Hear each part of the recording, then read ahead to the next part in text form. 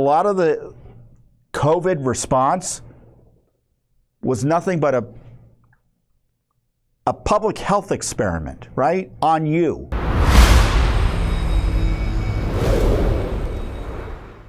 Also testifying this week was Anthony Fauci, a man that Judicial Watch has repeatedly focused on because of his important role in the COVID response. He essentially became the most important government official in the response to COVID in terms of being an unelected official. I don't think there's any comparable non-elected government official who exercised so much political power and influence in the during the COVID era. I mean, you probably have to go to military conflicts, World War II or something, to find bureaucrats who've exercised similar types of power in terms of the expanse and influence.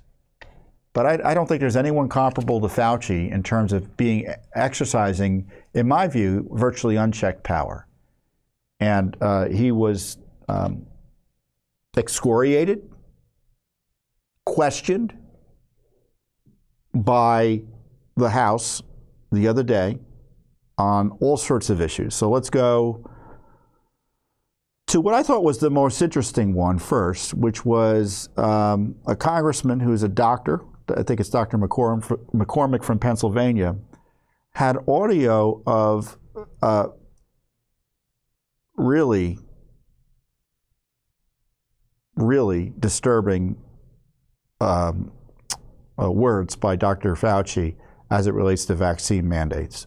I want to point out that I'm probably the only member of Congress that actually treated patients during the pandemic from the very beginning to the very end of the pandemic, during night shifts in the ER. Thousands of patients during that time. I was censored. My medical license was threatened because I disagreed with bureaucrats.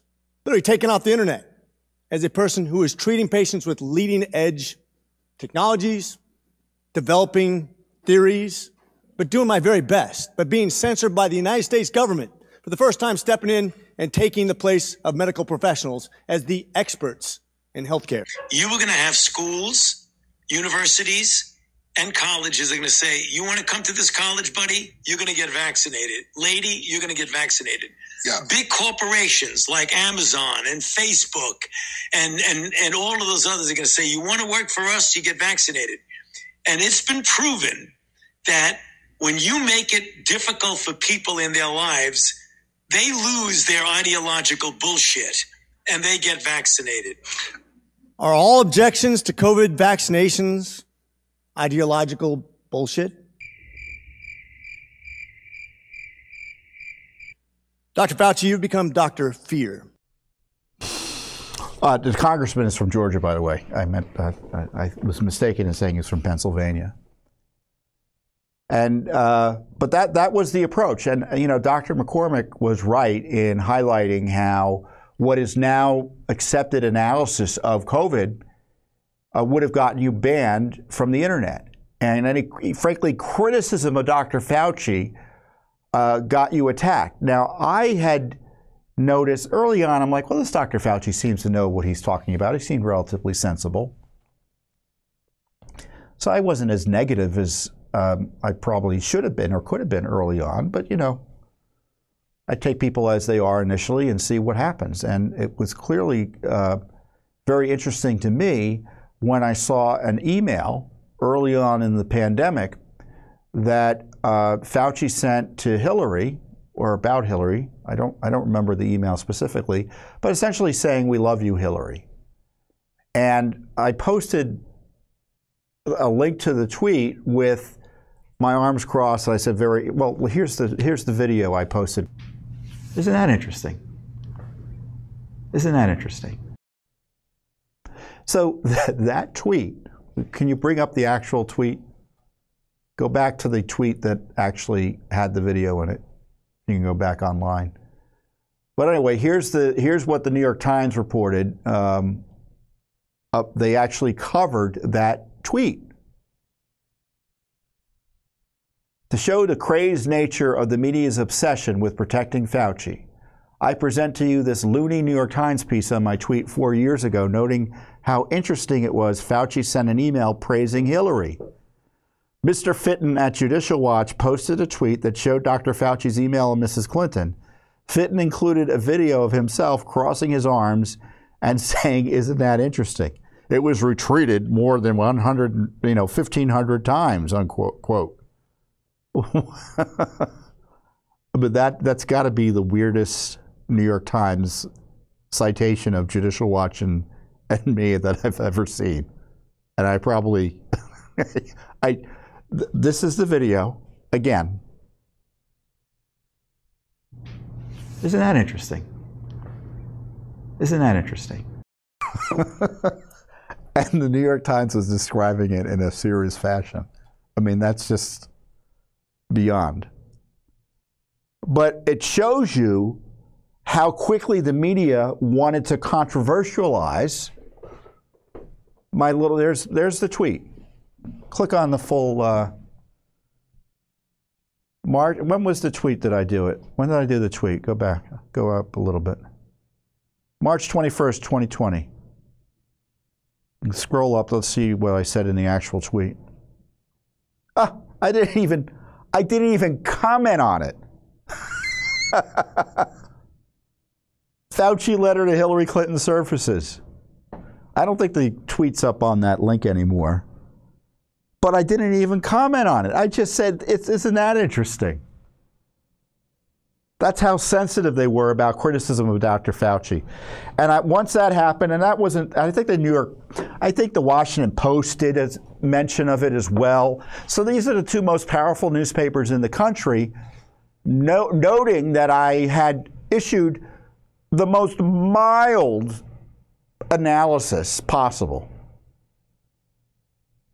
Isn't that interesting? His sending an email praising Hillary. Certainly an indication, why is it, why do you think it's interesting? Of course you know why it's interesting. And they circled the wagons around Fauci. And so he's been protected. Part of it was because he was seen as antagonistic and an outsider for Trump. So it was part of this anti-Trump animus. It was during an election year. They wanted someone to make Trump look bad during an election year. That's what the left was planning.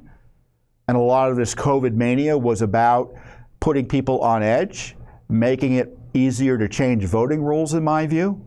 I testified to Congress about this. In 2020, I saw what was coming. And a lot of the COVID response was nothing but a public health experiment, right? On you and on your children. So when it came to social distancing, there was no science. When it came to masks, there was no science. Certainly for young children, shutdowns, there was no science. In fact, I reviewed what the response plans were for a pandemic early on. And I kept on saying to anyone who would listen in government and publicly, why are you not doing what you said that you would do in the case of a pandemic? Which is, if there are specific instances of transmission where there's heavy transmission, you do a temporary shutdown. Nowhere in the history of man have you shut down entire societies to control a pandemic. Never has it been done before.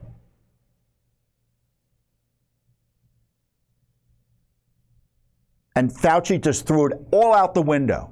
And when he's testifying the other day and he's asked about this and the masks and such, he said, that was the CDC. When in fact he was the political generalissimo when it came to everything on COVID. Here's Jim Jordan questioning him. Do you agree that there was a push to downplay the lab leak theory? Not on my part. Really? Really? Wow. Wow. I think most of the country would find that amazing. I still got 11 seconds. Well, look at the facts. I've kept an open mind throughout the entire process. All right, I yield back. And here's something about the masks. And going back to what I said before, all of that is in the context of, at the time, 4,000 to 5,000 mandates for children under 5. There's scientific evidence for that. Excuse me? Mask mandates for children under 5. There's scientific evidence supporting that. there was no study that did masks on kids before. You couldn't do the study. You had to respond to an epidemic that was killing 4,000 to 5,000 Americans per day. Non-pharmacological interventions should be studied before they're recommended. Because otherwise, the reason for doing a study isn't to say, thinking, well, this might work. The reason you do studies is not so to make sure not only that it will work, but people won't be harmed by the intervention.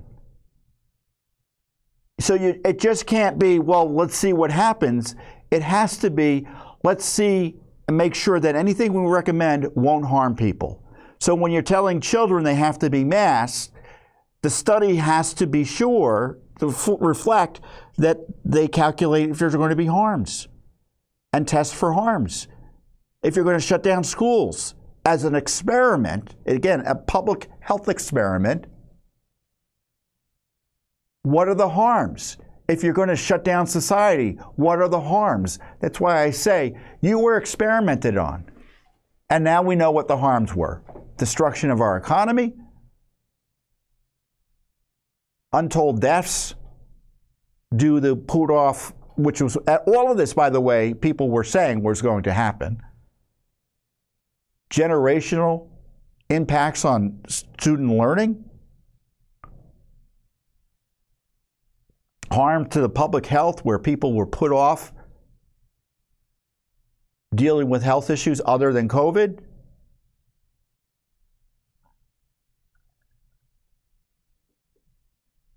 And then, of course, all the big lies about the vaccine. Yeah, lies. It was suggested it would stop transmission. And as we saw in the beginning of this segment, he didn't care. He just was interested in power. If you were concerned about your health, it was ideological. You were Trump, and you needed to be shut down or forced out of the military like Biden did, or get fired. I mean, remember, Biden wanted to fire people, and the Supreme Court pushed back on that if they weren't vaccinated.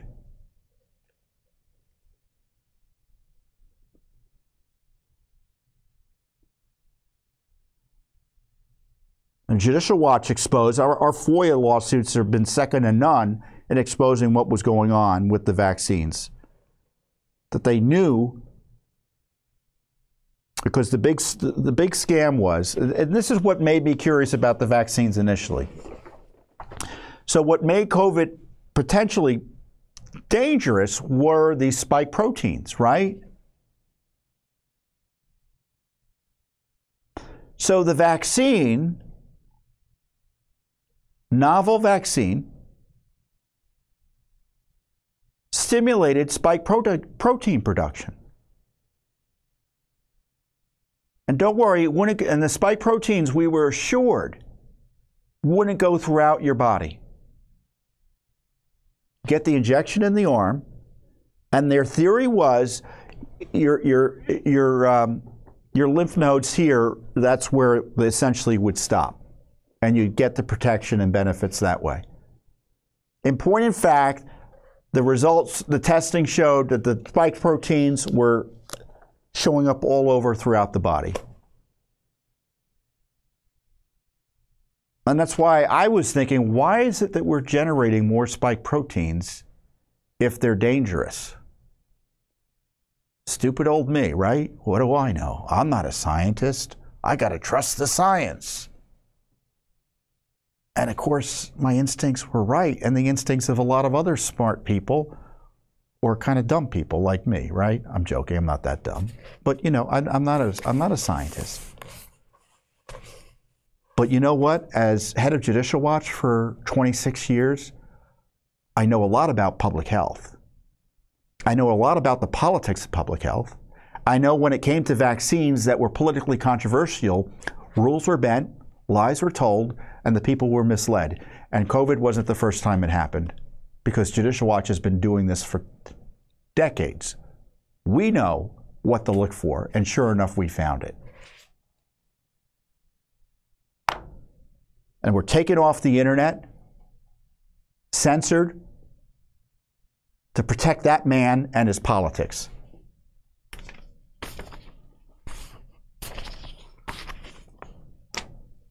Now, Marjorie Taylor Greene got some guff because she wasn't terribly congressional in her approach to dealing with Dr. Fauci. I did a video watching a kind of excerpts of the fights she got in and the battle she got in with Fauci and her colleagues on the panel. Do the American people deserve to be abused like that, Mr. Fauci? Because you're not doctor, you're Mr. Fauci in my few minutes. Mr. Chairman, Point of order. Just in terms of the rules of decorum, are we allowed to deny that a doctor is a doctor just because we don't want him to be a doctor? Yes, because in my time, that man does not deserve to have a license. As a matter of fact, it should be revoked, and he belongs in prison. That's completely unacceptable to be able to deny Dr. Fauci, who's here, a respected member of the medical community, his title, and that's actually a personal attack on his character. And I have instructed her. He's not respected. And I've instructed her to address him as a doctor. I'm not addressing him as doctor. Yeah, I think Fauci should be subject to criminal investigation over this gain-of-function fraud. Did he engage in the fraud? I don't know. Did he know about it? I don't know. But there was fraud, and I want to know who criminally is potentially responsible for it. And there should be an investigation. Now, Judicial Watch uncovered the FBI was looking into gain-of-function and concluded seemingly early on that it was gain-of-function research potentially that created COVID. They were nervous about it. Did they conclude it could create COVID? No. But they concluded that gain-of-function research could develop viruses that would have no evidence that they had been manipulated by human hands. And Fauci, despite his dishonest answers again, that he was not dismissing gain-of-function, that he was not committing perjury when he said they weren't funding gain-of-function, I don't know how else to describe it other than being just misleading. And the legal question is, was it so misleading that it's perjury? I think he needs to be investigated for it. I mean, they were creating, under grants he signed off on, mutant coronaviruses. That's the language in the grant proposal. Mutant coronaviruses. And they poo-pooed the idea that it possibly had lab origins because, in my view, his agency would have been partly responsible if it came from a lab or if it was originated from that lab. Because either viruses the lab was given money to work on, or the technique of gain-of-function that they were being trained on and getting practice with could be used to manipulate other viruses.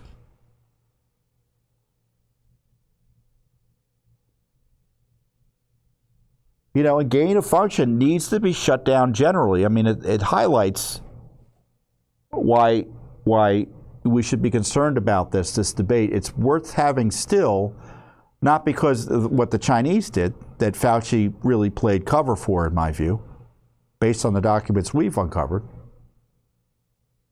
But gain-of-function still goes on. It's largely unpoliced. I mean, just because the government doesn't fund it doesn't mean it's not happening. And the government does fund what many consider to be gain-of-function. Thanks for watching. Don't forget to hit that subscribe button and like our video down below.